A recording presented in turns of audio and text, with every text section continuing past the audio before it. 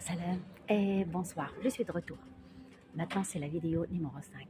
Mais je conseille, avant d'écouter cette vidéo numéro 5, de préférence écoutez-la. La 1, la deuxième, la troisième et la quatrième. Ça, c'est très important.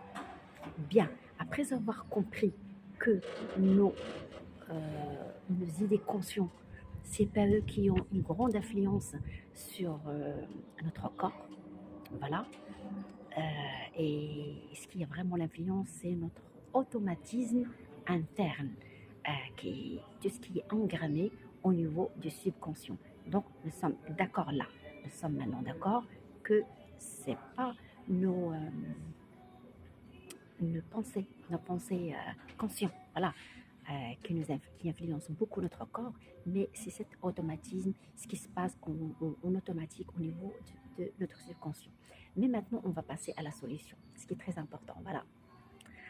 Euh, la solution, c'est que comment, voilà, influencer nos automatismes. Voilà. Bien, c'est surtout comment sortir de cet automatisme. Vous savez, on ne force pas le changement. Parce que quand on commence à forcer, c'est là où commence la résistance. Donc, on doit toujours être dans l'acceptation. Mais tout en observant.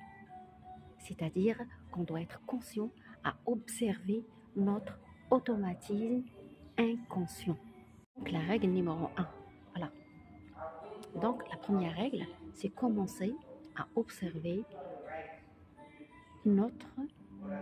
l'automatisme qui surgisse après une pensée X ou Y.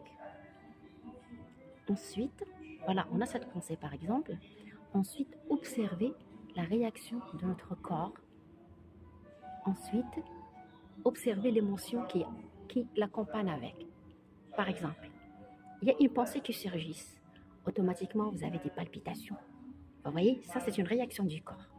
Qui dit palpitation, automatiquement dit vasoconstriction, et juste après, des chiffres tensionnels qui remontent. Vous voyez le déclic comme elle est. Là, je vous ai donné juste un petit exemple. Et ça peut se présenter, on peut avoir par exemple, vous avez une pensée, l'automatisme qui a après une réaction cutanée, soit rache, soit un urticaire, soit par exemple juste la chair d'épaule, le visage pâle, bien un visage rouge, ou bien larmoiement. Vous voyez, ça, ce sont des réactions du corps. Donc, il faut bien comprendre ça. On commence à observer l'idée. Cette idée, elle va déclencher une réaction